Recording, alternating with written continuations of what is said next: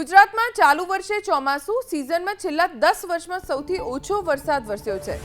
રાજ્યમાં ચાલુ વર્ષે જૂન મહિનાના અંત સુધીમાં માત્ર 1.03 ઇંચ જ વરસાદ પડ્યો, જે ટકાવારીની દ્રષ્ટિએ જોઈએ તો માત્ર 2.85% જ છે। ગત વર્ષે અત્યાર સુધીમાં એટલે કે 26 જૂન 2025 સુધીમાં 9.25 ઇંચ એટલે કે 26.24% વરસાદ વરસી ગયો હતો।